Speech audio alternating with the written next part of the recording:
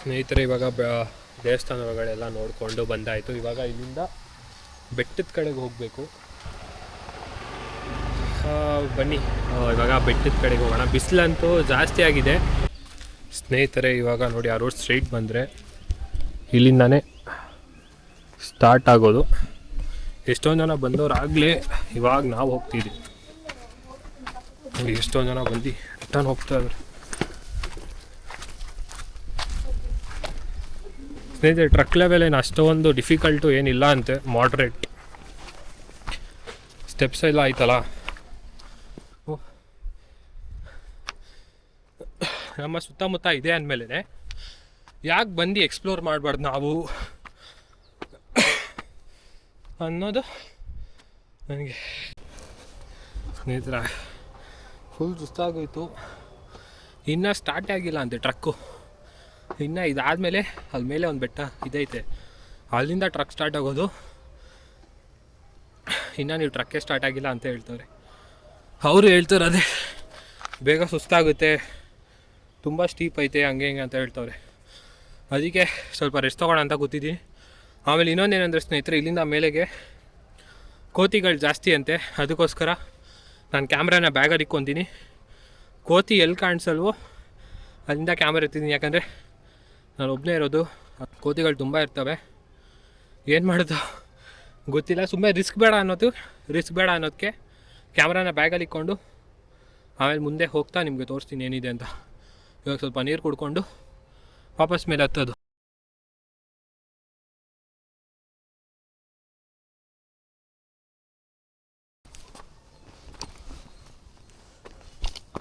ಸ್ನೇಹಿತರೆ ಕ್ಯಾಮ್ರಾನ ಬ್ಯಾಗಿಗೆ ಫಿಕ್ಸ್ ಮಾಡ್ಕೊಂಬಿಟ್ಟಿದ್ದೀನಿ. ಕೋತಿಗಳೈತೆ ಅಂತವರಲ್ಲ, ಅದೊಂದೇ ಭಯ ಸ್ವಲ್ಪ. ಯಾಕೋ ಒಬ್ಬನೇ ಹೋಗ್ತಾಯಿದ್ದೀನಿ ಬೇರೆ. ಬನ್ನಿ ಹೋಗಿ ನೋಡೋಣ. ಅದಕ್ಕೆ ಕ್ಯಾಮ್ರಾನ ಬ್ಯಾಗಿಗೆ ಫಿಕ್ಸ್ ಮಾಡ್ಕೊಂಬಿಟ್ಟಿದ್ದೀನಿ, ಶಾರ್ಟ್ ಸಿಗಲಿ ಅಂತ. ಕೆಳಗಡೆ ಒಂದು ಗ್ರೂಪ್ ಬರ್ತಾಯಿದ್ರು ಸ್ನೇಹಿತರು, ಅವರೆಲ್ಲೋ ಕಾಣಿಸ್ತಾ ಇಲ್ಲ. ವೆಯ್ಟ್ ಮಾಡಿದೆ ಅವ್ರು ಬರಲಿ, ಅವ್ರ ಜೊತೆಗೆ ಹೋಗ್ಬಿಡೋಣ ಅಂತ. ಬಟ್ ಯಾಕೆ ಅವ್ರ ಗ್ರೂಪೇ ಕಾಣಿಸ್ತಿಲ್ಲ. ಅದಕ್ಕೆ ನಾನೇ ಹೋಗೋಣ ಅಂತ ಹತ್ತಾ ಇದ್ದೀನಿ. ನೋಡಿ ಯಾರೋ ಗಣೇಶ ಡ್ರಾಯಿಂಗ್ ಬೇರೆ ಮಾಡೋರೆ ನೋಡಿ.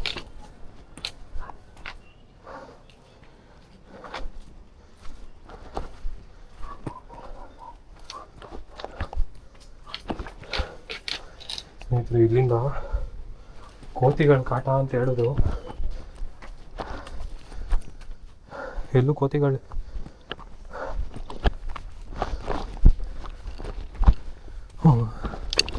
ಸ್ನೇಹಿತರೆ. ಮುಂದೆನೇ ಒಂದು ಕೋತಿ.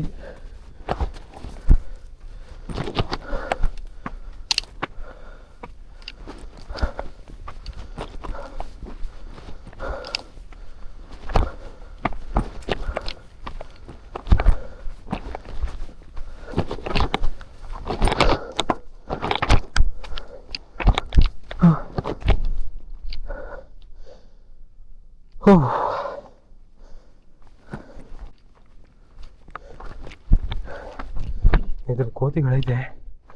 ನನ್ನ ಪಾಡಿಗೆ ನಾನು ಸುಮ್ಮನೆ ಹೋಗ್ತಾ ಇದ್ದೀನಿ. ಅಯ್ಯೋ ವಾಯ್ಸ್ ಕೇಳಿಸ್ತಾ ಇದೆ ಅಲ್ವ ಅದು ಗೊತ್ತಿಲ್ಲ ನನಗೆ. ಸುಮ್ಮನೆ ಮಾತಾಡ್ತಾ ಇದ್ದೀನಿ. ಹಿಂದೆನೇ ಅದು ಒಂದು ಕೋತಿ ಬರ್ತಾ ಐತೆ. ಅಯ್ಯೋ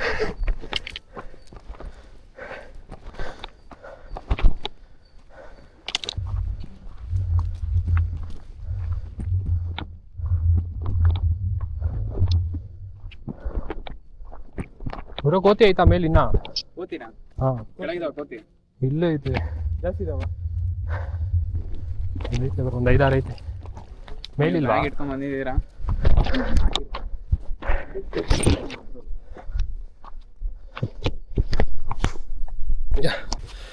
ಸ್ನೇಹಿತರೆ ಮುಂದೆ ಅದು ಕೋತಿ ಇಲ್ವಂತೆ. ಅದಕ್ಕೆ ಕ್ಯಾಮ್ರಾ ಕೈಗೆ ಎತ್ಕೊಂಡೆ. ಅವ್ರು ಹೋದಾಗ ಯಾವುದು ಕೋತಿಗಳೇ ನೋಡಿಲ್ವಂತೆ. ನಾವು ಹೋದಾಗ ಮಾತ್ರ, ನಾನು ಬಂದಾಗ ಮಾತ್ರ ಅಷ್ಟೊಂದು ಕೋತಿಗಳಿತ್ತು. ಬನ್ನಿ ಪರವಾಗಿಲ್ಲ. ಹಾಂ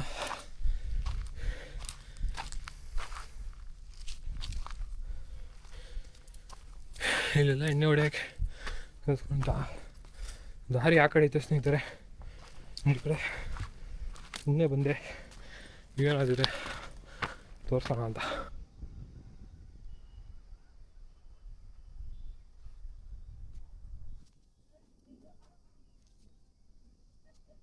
ಇವಾಗ ಹೋಗುವ ಬೆಟ್ಟದ ದಾರಿಯಲ್ಲಿ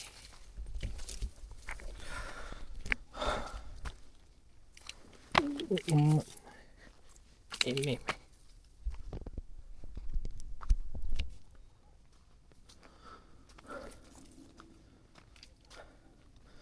ಇದ್ರೆ ನೋಡಿ ದಾರಿಗಳು ಹೇಗಿದೆ ಅಂತ. ಹೀಗೆ ಅವ್ರು ಹೇಳಿದ ಪ್ರಕಾರ ಇದೆ, ಬರೀ ಟ್ರಕ್ಕು ಇದೆ ಅಲ್ಲ, ಮುಂದೆ ಇದೆ, ಹೋಗಿ ನಿಮಗೆ ಟ್ರಕ್ಕು ಅಂತ ನೋಡಿ. ದಾರಿ ನೋಡ್ಕೊಳ್ಳಿ, ಅದಕ್ಕೋಸ್ಕರ ನಾನು ವಿಡಿಯೋ ಮಾಡ್ತಿರೋದು. ದಾರಿ ಗೊತ್ತಾಗಲಿ ಅಂತ. ಇಫ್ ಇನ್ ಕೇಸ್ ಗೊತ್ತಾಗುತ್ತೆ ದಾರಿ ಈಸಿಯಾಗಿ, ಅಕಸ್ಮಾತ್ ನಿಮ್ಗೆ ಏನಾದರೂ ಗೊತ್ತಾಗಿಲ್ಲ ಅಂದರೆ ನನ್ನ ವಿಡಿಯೋ ನೋಡಿ ಇನ್ನೊಂದು ಸತಿ ದಾರಿ ತಿಳ್ಕೊಳ್ಳಿ ಎಲ್ಲಿದೆ ಅಂತ.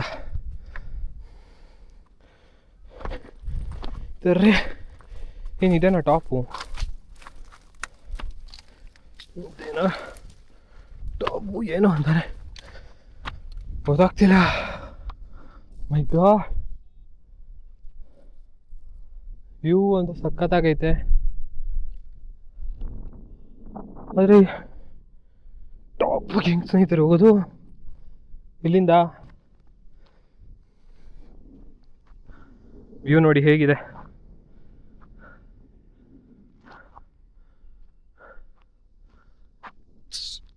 ಇವಾಗ ಇಲ್ಲಿಂದ ಟಾಪಿಗೆ ಹೇಗೆ ಹೋಗೋದು ಅನ್ನೋದೇ ಯೋಚನೆ ಮಾಡಬೇಕು.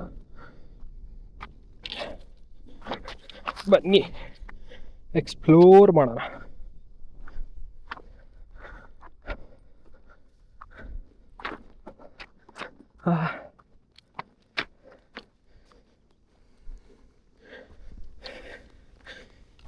ನಾವೆಷ್ಟು ಮೇಲೆ ಹೋಗ್ಬೇಕಂದ್ರೆ ಅಲ್ಲಿಂದ ಆಪೋಸಿಟಲ್ಲಿ ಒಂದು ಬೆಟ್ಟ ಕಾಣಿಸುತ್ತೆ.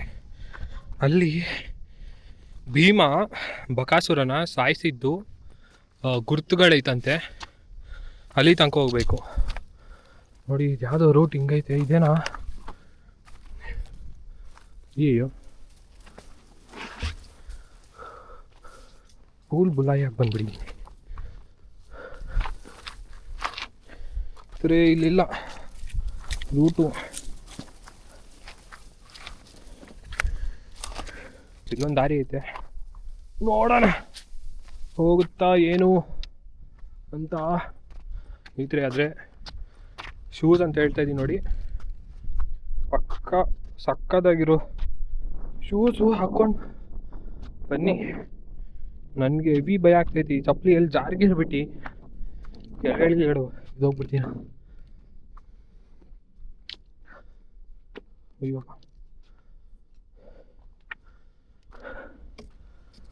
ಈ ಥರ ಇಲ್ಲಿ ನೋಡಿ, ಇಲ್ಲಿ ಮಾಡೋರೆ ದಾರಿ ಸ್ವಲ್ಪ ಹೋಗೋಕ್ಕೆ ಅನ್ಸ ಸ್ನೇಹಿತರೆ. ನೋಡಿ ಇಲ್ಲಿ ಈ ಥರ ಹಳ್ಳ ಮಾಡೋರೆ ದಾರಿ ಗೊತ್ತಾಗೋಕ್ಕೆ. ನೋಡಿದ್ರ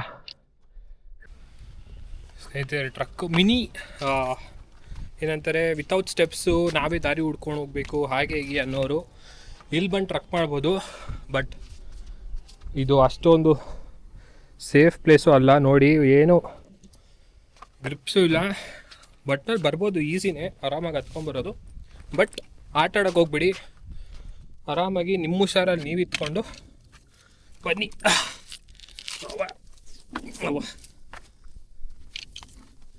ನೋಡಿ ಸ್ನೇಹಿತರು, ರೂಟೆಲ್ಲ ಹೇಗಿದೆ ಅಂತ. ಆಮೇಲೆ ಒಬ್ಬೊಬ್ಬರೇ ಸಂಜೆ ಬರ್ತೀನಿ ಆಗಿ ಬರ್ತೀನಿ ಅಂತೆಲ್ಲ ಅನ್ಕೊಂಬರ್ಬೇಡಿ. ಸಂಜೆ ಎಲ್ಲ ಬಂದರೆ ಫ್ರೆಂಡ್ಸ್ ಜೊತೆಗೆ ಬನ್ನಿ. ಸಂಜೆ ಎಲ್ಲ ಇರುತ್ತೋ ಅಲ್ವೋ ಗೊತ್ತಿಲ್ಲ, ಇಲ್ಲಿ ಒಟ್ನಲ್ಲಿ ಬಂದರೆ ನಿಮ್ಮ ಫ್ರೆಂಡ್ಸ್ ಜೊತೆಗೆ ಬನ್ನಿ, ಸೇಫ್.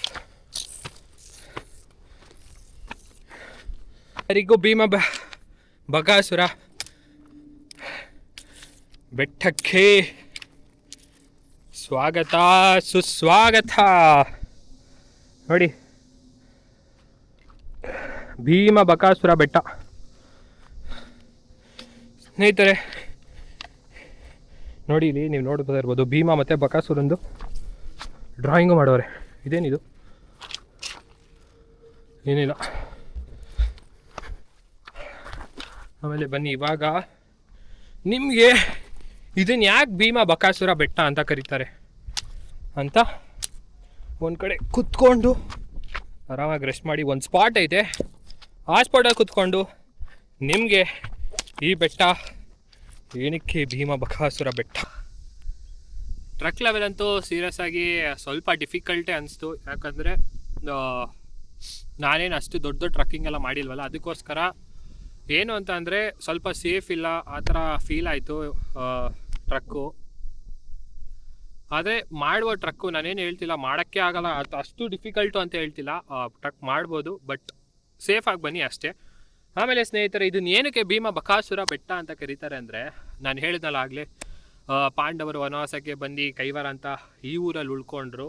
ಆಮೇಲೆ ಈ ಊರಲ್ಲಿ ಪ್ರತಿ ಒಂದಿನ ಒಂದೊಂದು ಮನೆಯಿಂದ ಒಬ್ಬೊಬ್ಬರು ಒಂದು ಎತ್ತಿನ ಗಾಡಿ ಫುಲ್ಲು ರೇಷನ್ ಅಂದರೆ ಫುಲ್ಲು ಊಟ ತುಂಬಿಸಿ ಆ ಎತ್ತಿನ ಗಾಡಿ ಜೊತೆಗೆ ಒಂದು ಮನುಷ್ಯನ ಕಳಿಸ್ಕೊಡ್ಬೇಕು.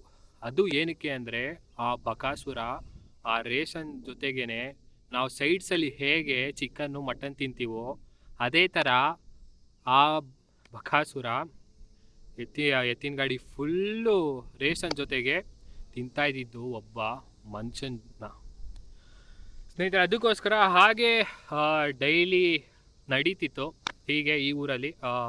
ಡೈಲಿ ಯಾರೋ ಒಬ್ಬರು ಒಂದು ಫುಲ್ ಎತ್ತಿನ ಗಾಡಿಯಲ್ಲಿ ರೇಷನ್ನು ಅದು ಇದು ತುಂಬಿಸ್ಕೊಂಡು ಹೋಗಿ ಅದ್ರ ಜೊತೆಗೆ ಒಬ್ಬ ಮನುಷ್ಯನ ಕಳ್ಸ್ಕೊಂಡು ಕೊಡ್ತಿದ್ರು. ಹಾಗೆ ನಡೀತಾ ನಡೀತಾ ಏನಾಯಿತು ಅಂತ ಅಂದರೆ, ಒಂದು ದಿನ ಒಂದು ಪಾಂಡವರ ಅವರು ಸ್ನೇಹಿತರು ಯಾರೋ ಗೊತ್ತಿಲ್ಲ, ಅವ್ರ ಮನೆಯದು ಚಾನ್ಸ್ ಬಂತು. ಇವಾಗ ಅವ್ರ ಮನೆಯಿಂದ ಒಬ್ಬ ಮನುಷ್ಯ ಮತ್ತು ಒಂದು ಎತ್ತಿನ ಗಾಡಿ ಫುಲ್ ರೇಷನ್ ಕಳಿಸ್ಕೊಡ್ಬೇಕಿತ್ತು. ಅವ್ರ ಮನೇಲಿ ಏನು ಅಂದರೆ ಇದ್ದಿದ್ದು ಒಬ್ಬನೇ ಗಂಡು ಮಗ, ಅದಕ್ಕೋಸ್ಕರ ಕಳ್ಸ್ಕೊಂಡು ಕೊಡೋಕ್ಕಾಗ್ದಿರೆ ಅಮ್ಮ ಫುಲ್ ಒದ್ಲಾಡ್ತಿದ್ಲು. ಎತ್ತಿನ ಗಾಡಿ ಬೇಕಾದ್ರೆ ಕಳ್ಸ್ಕೊಡ್ತೀನಿ, ಮಗ ಒಬ್ಬನೇ ಇರೋದು ನನಗೆ, ಇವಾಗ ಅವನ್ನೇ ಹೇಗೆ ಕಳ್ಸ್ಕೊಡ್ಲಿ ಅಂತ ಯೋಚನೆ ಮಾಡ್ತಿದ್ಲು. ಅದಕ್ಕೋಸ್ಕರ ಹೋಗ್ಬಿಟ್ಟು ಪಾಂಡವರ ಅವ್ರ ಅಮ್ಮ ಹತ್ರ ಹೇಳ್ತಾಳೆ, ಈ ಥರ ಎಲ್ಲ ಆಗ್ತೈತೆ, ಕಷ್ಟ ಆಗ್ತೈತೆ, ಹಂಗೆ ಹೀಗೆ ಅಂತ ಹೇಳ್ತಾಳೋ ಇಲ್ಲ ಪಾಂಡವರ ಅವ್ರ ಅಮ್ಮನೇ ಅವ್ರ ಮನೆಗೆ ಹೋಗ್ತಾರೋ ಅದಕ್ಕೆ ಸ್ವಲ್ಪ ಕರೆಕ್ಟಾಗಿ ಕ್ಲಾರಿಟಿ ಇಲ್ಲ, ಬಟ್ ಹೋಗ್ತಾರೆ. ಆವಾಗ ಪಾಂಡವರ ಅವ್ರ ಅಮ್ಮ ಬರ್ತಾರೆ. ಆವಾಗ ಆ ಒಂದು ಹೆಣ್ಣಿಗೆ ಹೇಳ್ತಾರೆ, ನೀನೇನು ಭಯ ಪಡೋಕ್ಕೆ ಹೋಗಬೇಡ, ನನಗೆ 5 ಜನ ಮಕ್ಕಳಿದ್ದಾರೆ, 5 ಜನ ಮಕ್ಕಳಲ್ಲಿ ಯಾರಾದರೂ ಒಬ್ಬನ್ನ ನಾನೇ ಕಳ್ಸ್ಕೊಂಡು ಕೊಡ್ತೀನಿ, ನೀನು ಎತ್ತಿನ ಗಾಡಿ ರೆಡಿ ಮಾಡ್ಕೊ ಅಂತ ಹೇಳ್ತಾಳೆ. ಅದನ್ನು ಬಿಟ್ಟು ಸರಿ ಅಂತ ಭೀಮ ಅವರು ಮಕ್ಕಳಲ್ಲಿ ಇದ್ದಿದ್ದು ಬಲಶಾಲಿಯಾಗಿ ಭೀಮ ಒಬ್ಬನೇ. ಆಮೇಲೆ ಭೀಮನ್ನ ಪಾಂಡವರವರಮ್ಮ ಭೀಮನ್ನ ಕಳ್ಸ್ಕೊಂಡು ಕೊಡೋಕ್ಕೆ ರೆಡಿ ಆಗ್ತಾರೆ. ಅವ್ರದ್ದೆಲ್ಲ ಎತ್ತಿನ ಗಾಡಿ ರೆಡಿಯಾಗಿ ಊರ ಜನ ಎಲ್ಲ ಬರ್ತಾರೆ ಭೀಮನ್ನ ಕಳ್ಸ್ಕೊಂಡು ಕೊಡೋಕ್ಕೆ. ಭೀಮನ್ನ ಕಳ್ಸ್ಕೊಂಡು ಕೊಟ್ಟಾದ್ಮೇಲೆ ಭೀಮ ಏನು ಮಾಡ್ತಾನೆ ಸ್ನೇಹಿತರೆ, ಭೀಮ ಒಂಥರ ಅವನು ಬಕಾಸುರನೇ. ಎತ್ತಿನ ಗಾಡಿಯಲ್ಲಿರೋ ಊಟ ಎಲ್ಲ ತಿನ್ಬಿಟ್ಟು ಆಮೇಲೆ ಈ ಕಾಡಿಗೆ ಬರ್ತಾನೆ. ಅವನೇನಂದರೆ ಬಕಾಸುರ ಭೀಮನ್ನ ತಿನ್ನಕ್ಕೆ ಹೋಗ್ತಾನೆ. ಆವಾಗ ಭೀಮ ಏನು ಮಾಡ್ತಾನೆ, ಭೀಮ ಮತ್ತು ಬಕಾಸುರದ ಒಂದು ದೊಡ್ಡ ಜಗಳ ನಡೆಯುತ್ತೆ. ಆವಾಗ ಭೀಮ ಬಕಾಸುರನ ಸೋಲಿಸ್ತಾನೆ. ಆ ಬಕಾಸುರನ ಸೋಲಿಸೋ ಜಾಗನೇ ನೀವು ನೋಡ್ತಿರೋದು. ನಿಮಗೆ ಅಲ್ಲಿ ಕಾಣಿಸ್ತಿದ್ಯೋ ಇಲ್ಲೋ ಗೊತ್ತಿಲ್ಲ, ಇರಿ ಒಂದು ನಿಮಿಷ ಝೂಮ್ ಮಾಡಿ ಟ್ರೈ ಮಾಡ್ತೀನಿ ಸ್ನೇಹಿತರೆ. ಅಲ್ಲಿ ಇದೆಯಲ್ಲ ಆ ಸಣ್ಣ ಸಣ್ಣ ಸಣ್ಣ ಮಾರ್ಕ್ಗಳು, ಆ ಮಾರ್ಕೆಲ್ಲ ಏನಿವೆ ನೋಡಿ, ಎಷ್ಟೊಂದು ಮಾರ್ಕ್ ಐತೆ ಅಲ್ಲಿ.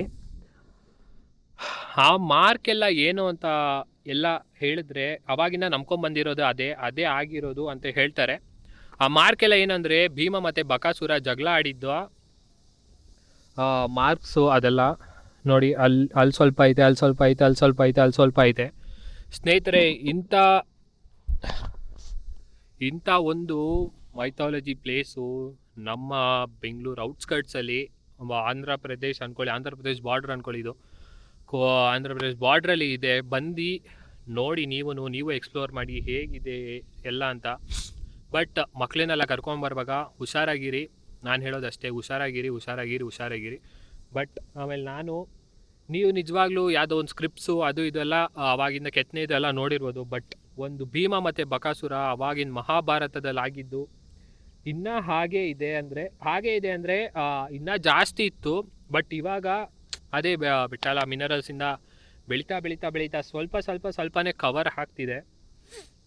ಅದಕ್ಕೋಸ್ಕರ ಯಾರ್ಯಾರು ಬಂದು ನೋಡಿಲ್ವೋ ಇಂಥ ಒಂದು ಶುದ್ಧ ಮತ್ತು ಶ್ರೇಷ್ಠ ಜಾಗ ಅಂತ ಹೇಳ್ಬೋದು, ಬಂದು ನೋಡಿ ಎಕ್ಸ್ಪ್ಲೋರ್ ಮಾಡಿ ನೀವು. ಇವಾಗ ಬನ್ನಿ ಇಲ್ಲಿನ ಭೀಮಾ ಬಕಾಸುರ ಬೆಟ್ಟದ ವ್ಯೂನ ಎಂಜಾಯ್ ಮಾಡಿ.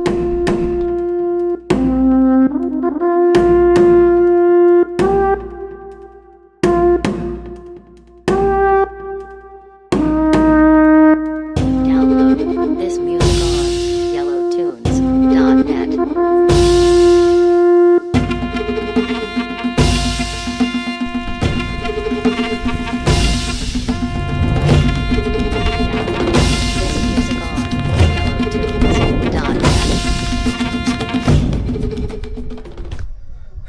ಸ್ನೇಹಿತರೆ, ಕಂಪ್ಲೀಟ್ ಟಾಪ್ ವ್ಯೂಗೆ ಬಂದಿದ್ದೀನಿ ನೋಡಿ. ಭೀಮಾ ಬಕಾಸುರ ಬೆಟ್ಟದಿಂದ ಕಂಪ್ಲೀಟ್ ಟಾಪ್ ವ್ಯೂ ಇದು.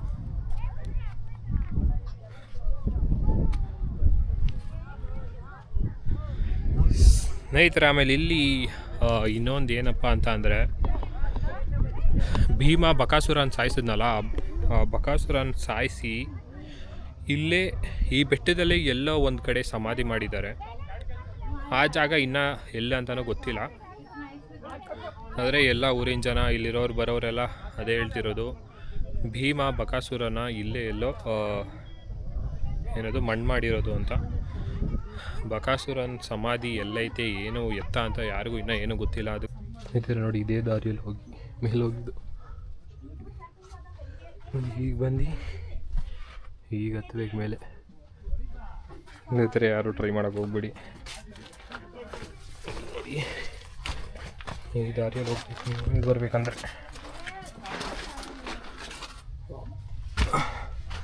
ಅದು ಒಂದು ಸಣ್ಣ ಗುಹೆ ಥರ ಐತೆ ಸ್ನೇಹಿತರೆ, ಅದರಲ್ಲಿ ಹೋಗಿ ಎಲ್ಲಿ ಬಂದಿದ್ದು.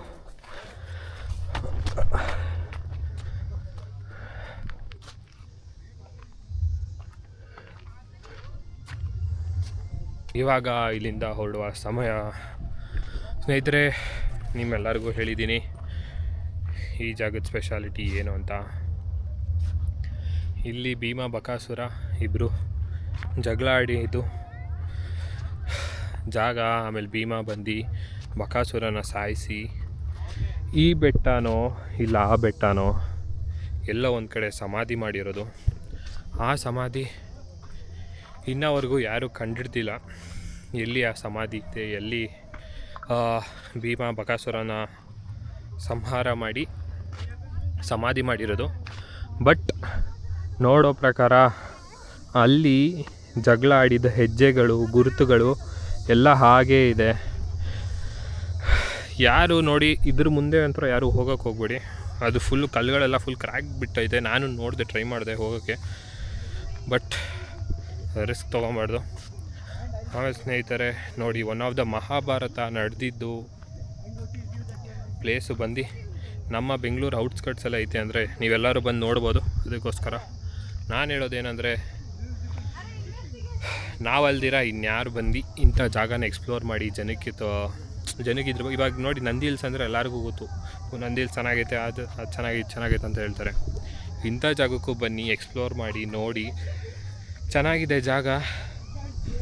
ಆ ಬೆಟ್ಟಕ್ಕೂ ಹೋಗ್ಬೋದು ಅಂದ್ಕೊತೀನಿ, ಬಟ್ ನಾಟ್ ಶೋರ್ ಹೋಗೋಕ್ಕಾಗುತ್ತಾ ಇಲ್ವಾ ಅಂತ ನನಗಂತೂ ಗೊತ್ತಿಲ್ಲ. ಬಟ್ ನನಗೆ ಗೊತ್ತಿರೋ ಪ್ರಕಾರ ನಾನು ಜಾಗನ ಹುಡ್ಕೊಂಬಂದು ನಿಮಗೆಲ್ಲರಿಗೂ ತೋರಿಸಿದ್ದೀನಿ ಈ ಜಾಗ ಹೇಗಿದೆ ಅಂತ. ಸ್ನೇಹಿತರೆ, ಮತ್ತು ಈ ವಿಡಿಯೋನ ಇಲ್ಲೇ ಎಂಡ್ ಮಾಡ್ತಾಯಿದ್ದೀನಿ. ವಿಡಿಯೋ ಇಷ್ಟ ಆಗಿದ್ದರೆ ಲೈಕ್ ಮಾಡಿ, ಇಷ್ಟ ಆಗಿಲ್ಲ ಅಂದರೆ ಡಿಸ್ಲೈಕ್ ಮಾಡಿ, ಕಮೆಂಟ್ಸ್ ಮಾಡಿ ಏನಕ್ಕೆ ಇಷ್ಟ ಆಗಿಲ್ಲ ಅಂತ.